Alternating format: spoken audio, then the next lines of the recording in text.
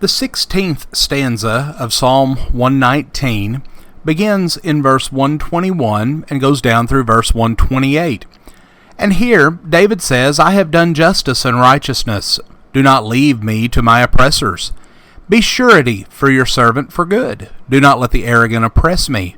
My eyes fail with longing for your salvation and for your righteous word. Deal with your servant according to your loving kindness, and teach me your statutes. I am your servant. Give me understanding, that I may know your testimonies. It is time for the Lord to act, for they have broken your law.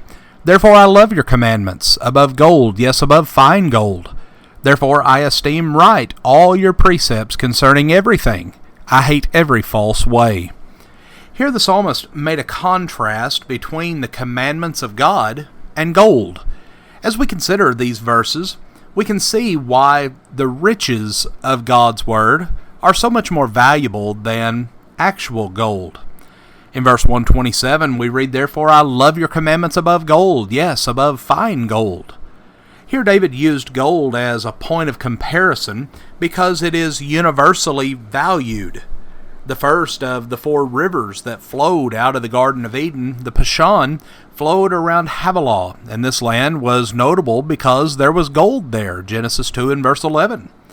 We read in Genesis 13:2 that the patriarch Abraham was rich in gold, and even at the end of the Bible, when the Lord wanted to describe the richness and the glory of heaven, he showed to John a city of pure gold, Revelation 21:18 and 21.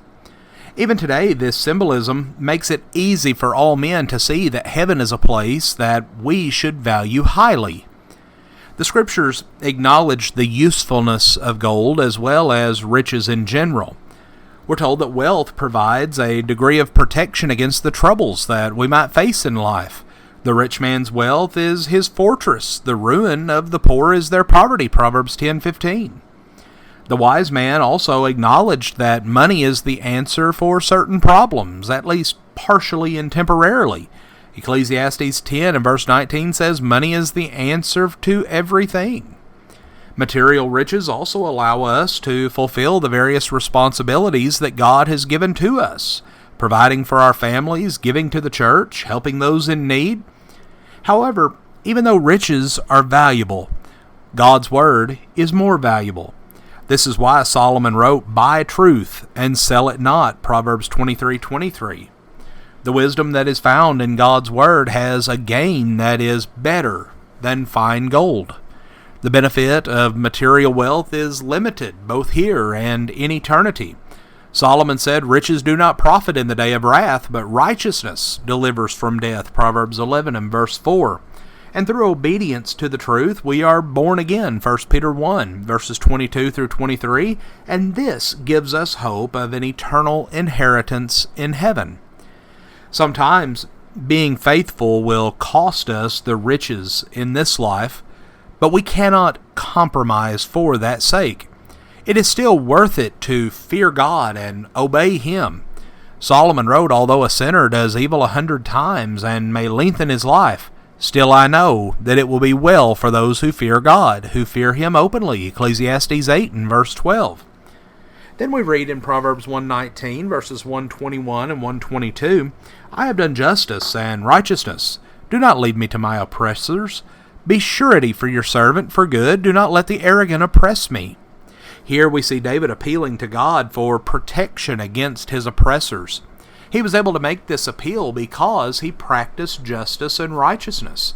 He wrote elsewhere, The eyes of the Lord are toward the righteous, and His ears are open to their cry, Psalm 34 and verse 15. Friends, God does not forsake His people. Therefore, His people can approach Him in prayer during those times of difficulty. And as he appealed to God, David asked the Lord to be surety for him. And this is similar to our practice of, say, co-signing on a loan. It would be a pledge to help when one could not help himself. While we're warned against putting ourselves in this position with other men in Proverbs 11:15, the Lord is fully capable of providing the help that we need. Paul said, I can do all things through Him who strengthens me, Philippians 4:13, and he told the saints in Rome, but in all these things we overwhelmingly conquer through him who loved us, Romans 8 and verse 37. The Noble Searcher is a ministry of the Pyburn Street Church of Christ. We thank you for joining us for our study today. If you have any questions or requests for lesson topics, please feel free to email us at Pyburn Street, that's Pyburn Street, at gmail.com. Or you can write to us at Pyburn Street Church of Christ, Post Office Box 187, Pocahontas, Arkansas, 72455. Friends, we thank you for being with us today, for studying God's Word with us, and we encourage you both today and every day to search the Scriptures daily.